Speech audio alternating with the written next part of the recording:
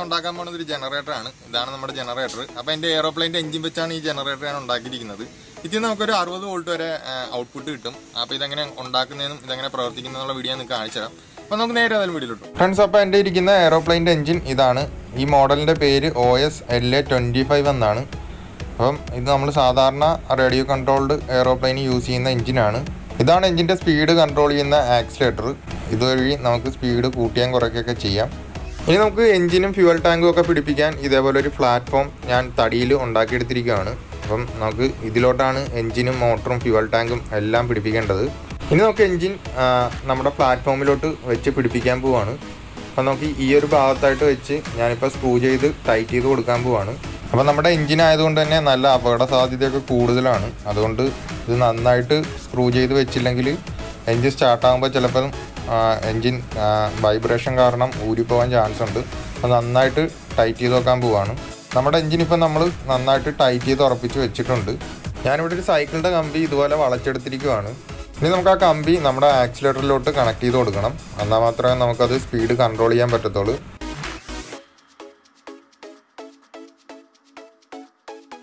ഇനി നമുക്ക് ഇതുപോലെ ഒരു അലൂമിനിയം ചാനൽ 3-4 ഹോളിട്ട് എടുക്കണം. അതിനുശേഷം ഇതുപോലെ ഒരു സ്ക്രൂ ഉപയോഗിച്ച് നമ്മുടെ ഈ പ്ലാറ്റ്ഫോമിൻ്റെ ഈ ഒരു ഭാഗത്തായിട്ട് നമുക്ക് നന്നായിട്ട് പിടിപ്പിച്ച് വെക്കണം. ഇതായിരിക്കും നമ്മുടെ ആക്സിലേറ്ററിൻ്റെ ഹാൻഡിൽ. ഫ്രണ്ട്സ്, ഇനി നമുക്ക് നമ്മുടെ സൈലൻസർ ഊരി വെച്ചിരിക്കുമായിരുന്നു. ഇനിയിപ്പം നമുക്ക് സൈലൻസറും കൂടെ ഇതേപോലെ നന്നായിട്ട് സ്ക്രൂ ഉപയോഗിച്ച് ടൈറ്റ് ചെയ്ത് ഫിറ്റ് ചെയ്ത് വെക്കണം. ഇനി നമുക്ക് കാർബറേറ്ററിലോട്ടുള്ള ഫ്യൂവലിൻ്റെ ലൈൻ പിടിപ്പിച്ചെടുക്കാം. ഇതുപോലെ ഒരു ട്യൂബാണ്, അത് നമുക്ക് ഇതുപോലെ പിടിപ്പിച്ച് കൊടുക്കണം. ഇതാണ് നമ്മുടെ എഞ്ചിന് ഉപയോഗിക്കാൻ പോകുന്ന ഫ്യൂവൽ ടാങ്ക്. അപ്പം ഈ ഫ്യൂവൽ ടാങ്കും കൂടെ നമുക്കിനി എഞ്ചിന് ബാക്കിലായിട്ട് വെച്ച് പിടിപ്പിച്ച് കൊടുക്കണം. അപ്പോൾ ഞാനിവിടെ റബ്ബർ ബാൻഡ് ഉപയോഗിച്ച് ഇതുപോലെ ഫ്യൂവൽ ടാങ്ക് ആ ഒരു തടിയുടെ പീസിൻ്റെ മുകളിലായിട്ട് വെച്ച് ഇതുപോലെ ഉറപ്പിച്ച് കൊടുക്കുകയാണ്. ഇനി നമുക്ക് ഈ ഒരു ട്യൂബ് നമ്മുടെ പ്രഷർ ലൈനാണ്, അത് നമ്മുടെ സൈലൻസറിലോട്ട് കണക്ട് ചെയ്യണം. പിന്നെ ഈ ഒരു ട്യൂബ് ഉള്ളത് ഇൻലെറ്റ് ട്യൂബാണ്, അത് നമ്മുടെ കാർബറേറ്ററിൻ്റെ ആ ഒരു ഭാഗത്തോട്ട് കൂടെ കണക്ട് ചെയ്യണം. ഞാനിവിടെ ഒരു 12 വോൾട്ടിൻ്റെ ഒരു മോട്ടറാണ് യൂസ് ചെയ്യുന്നത്. അതിൻ്റെ കൂടെ തന്നെ ഞാനൊരു ബക്ക് കൺവേർട്ടറും കൂടെ യൂസ് ചെയ്യുന്നുണ്ട്. ഈ ബക്ക് കൺവേർട്ടർ എന്തിനാണ് യൂസ് ചെയ്യുന്നത് വെച്ച് കഴിഞ്ഞാൽ സ്റ്റെപ്പ് അപ്പ് ട്രാൻസ്ഫോമറിന് തുല്യമാണിത്. കാരണം ഈ മോട്ടറിൽ നിന്ന് 12 വോൾട്ട് ഇതിലൂടെ വരുമ്പോഴത്തേക്കും 60 വോൾട്ടായിട്ട് നമുക്ക് ഔട്ട്പുട്ട് കിട്ടും. അതുവഴിയാണ് നമുക്ക് ഈ ജനറേറ്ററിലൂടെ നമ്മൾ കൂടുതൽ ഔട്ട്പുട്ട് കറണ്ട് ഉൽപ്പാദിപ്പിക്കുന്നത്. ഇനി നമുക്കൊരു PVC കണക്ടർ വേണം. ഇനി നമുക്കൊരു ബൾബിൻ്റെ ഹോൾഡറും കൂടെ വേണം. അതിനുശേഷം നമുക്ക് PVC പൈപ്പിൻ്റെ മുകളിലായിട്ട് ഇതുപോലെ ബൾബിൻ്റെ ഹോൾഡർ വെച്ച് ഗ്ലൂ ഗൺ വെച്ച് ഒട്ടിച്ചെടുക്കണം. ഇനി നമുക്ക് ഈ ഹോൾഡറിൻ്റെ പിന്നിലോട്ട് നമുക്ക് ബക്ക് കൺവേർട്ടറിൽ നിന്ന് ഔട്ട്പുട്ട് വരുന്ന 2 വയറും ഇതിലോട്ട് നമുക്ക് കണക്ട് ചെയ്ത് കൊടുക്കണം. പല മോഡൽ ബക്ക് കൺവേർട്ടർ നമുക്ക് മേടിക്കാൻ കിട്ടും. ഇതൊരു DC to AC ബക്ക് കൺവേർട്ടറാണ്. അതുകൊണ്ട് തന്നെ നമുക്ക് DC വോൾട്ടിനെ നമുക്ക് AC ആയിട്ട് കൺവേർട്ട് ചെയ്ത് തരും. നമ്മുടെ മോട്ടറിൽ നിന്ന് കിട്ടുന്ന ഔട്ട്പുട്ട് എന്ന് പറഞ്ഞാൽ 12 വോൾട്ട് വരെ നമുക്ക് DC കിട്ടും. അപ്പം അതിനെ കൺവേർട്ട് ചെയ്ത് നമുക്ക് AC ആക്കി തരും. ഒരു 60 വോൾട്ടോളം നമുക്കിത് കിട്ടും. ഇനി നമുക്ക് മോട്ടറും ബക്ക് കൺവേർട്ടറും ഈ ഒരു ഭാഗത്തായിട്ട് വെച്ച് നമുക്ക് പിടിപ്പിച്ച് കൊടുക്കണം. അതിനായിട്ട് ഞാനൊരു ക്ലാമ്പ് ഉപയോഗിച്ച് സ്ക്രൂ ഇട്ട് ഇവിടെ ടൈറ്റ് ചെയ്ത് വെക്കാൻ പോവാണ്.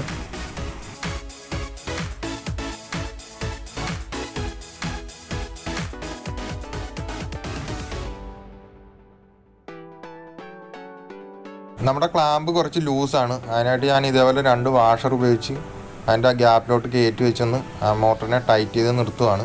ഇനി നമുക്ക് ബക്ക് കൺവേർട്ടറും ഹോൾഡറും ഈ ഒരു ഭാഗത്തായിട്ട് നന്നായിട്ട് ഗ്ലൂ ഉപയോഗിച്ച് ഒട്ടിച്ച് വെക്കാം. ഞാനിവിടെ ഒരു ബൈക്കിൻ്റെ ട്യൂബ് വെട്ടി ഇതേപോലെ ഒരു ബെൽറ്റ് ഉണ്ടാക്കിയെടുത്തിരിക്കുകയാണ്. നമ്മുടെ എഞ്ചിൻ്റെ ഡ്രൈവ് പ്ലേറ്റ് ഈ ഒരു ഭാഗമാണ്. അപ്പം നമുക്ക് ഈ ഒരു ഭാഗത്തോട്ടാണ് നമ്മുടെ ബെൽറ്റ് മോട്ടറുമായിട്ടിട്ട് കണക്ട് ചെയ്ത് കൊടുക്കേണ്ടത്. അപ്പം ഞാനത് ഏതായാലും ബെൽറ്റിനെ മോട്ടറും എഞ്ചിനുമായിട്ട് കണക്ട് ചെയ്ത് കൊടുക്കാൻ പോവാണ്. ഇനി നമുക്ക് ഈ ഒരു ഭാഗത്തോട്ടാണ് നമ്മുടെ പ്രൊപ്പല്ലർ ഉറപ്പിച്ച് കൊടുക്കേണ്ടത്. അതിനായിട്ട് ഞാൻ ഈ ത്രെഡ് ഊരിയെടുക്കുവാണ്. ഒരു 9x6 വരുന്ന ഒരു നൈട്രോ പ്രൊപ്പല്ലറാണ് ഞാൻ യൂസ് ചെയ്യുന്നത്. ഈ പ്രൊപ്പല്ലറാണ് നമ്മുടെ എഞ്ചിനെ കൂളാക്കി കൊടുക്കുന്നത്.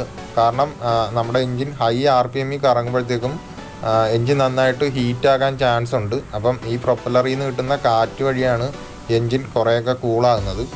ഞാനിവിടെ ഒരു 40 വാട്ട്സിൻ്റെ ഒരു ഫിലമെൻറ്റ് ബൾബ് എടുത്തിരിക്കുകയാണ്. ഇനി നമുക്ക് ബൾബ് ഇതുപോലെ ഹോൾഡറിലോട്ട് ഉറപ്പിച്ചെടുക്കണം. പക്ഷേ എഞ്ചിൻ സ്റ്റാർട്ട് ചെയ്യുന്ന സമയത്ത് നമ്മൾ ഈ ബൾബ് ഇട്ട് വെക്കാൻ പാടില്ല. കാരണം നമ്മുടെ RPM 12 വോൾട്ട് ഔട്ട്പുട്ട് കിട്ടുന്ന രീതിയിലുള്ള RPM കിട്ടുമ്പോൾ മാത്രമേ നമ്മൾ ഈ ബൾബ് കണക്ട് ചെയ്ത് കൊടുക്കാവുള്ളൂ. ഫ്രണ്ട്സ്, നമ്മുടെ ജനറേറ്റർ റെഡി ആയിട്ടുണ്ട്. ഇനി നമുക്ക് ഈ ഫ്യൂവൽ ടാങ്കിലോട്ട് ഫ്യൂവൽ നിറച്ച് കൊടുത്ത ശേഷം നമുക്കിതൊന്ന് സ്റ്റാർട്ട് ചെയ്ത് നോക്കണം. അപ്പോൾ നമുക്ക് നേരെ ഏതായാലും ഫ്യൂവൽ നിറയ്ക്കാം. അപ്പോൾ നമ്മളിവിടെ യൂസ് ചെയ്യുന്നത് ഒരു 5% വരുന്നൊരു നൈട്രോ ഫ്യൂവലാണ് ഞാൻ യൂസ് ചെയ്യുന്നത്. അപ്പോൾ ഞാൻ കുറച്ച് ഫ്യൂവൽ നമ്മുടെ ടാങ്കിലോട്ട് നിറച്ചു കൊടുക്കാൻ പോവാണ്.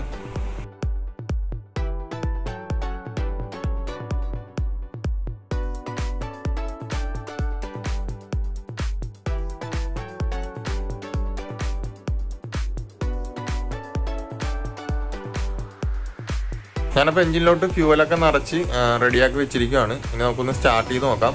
അതിന് മുമ്പായിട്ട് ഇതാണ് നമ്മുടെ ഗ്ലോ ഇഗ്നേറ്റർ. അതായത് നമ്മുടെ എഞ്ചിന് സ്പാർക്ക് പ്ലഗ് അല്ല, ഗ്ലോ പ്ലഗ് ആണുള്ളത്. അപ്പോൾ ആ ഗ്ലോ പ്ലഗിനെ കത്തിക്കാൻ വേണ്ട പവർ സോഴ്സ് നമ്മൾ ഇതുവഴിയാണ് യൂസ് ചെയ്യുന്നത്. അപ്പോൾ നമുക്ക് ഏതായാലും എഞ്ചിനൊന്ന് സ്റ്റാർട്ട് ചെയ്ത് നോക്കാം.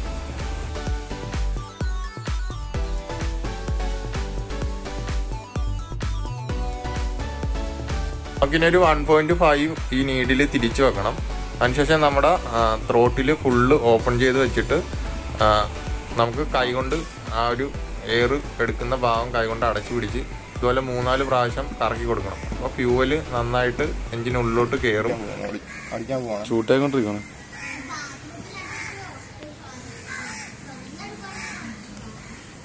അടിക്കണം.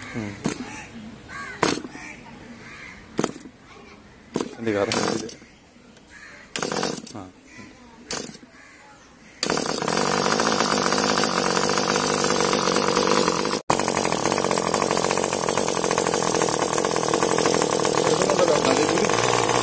അതിൽ ഫ്യൂവൽ ചെയ്തിട്ടുണ്ട്.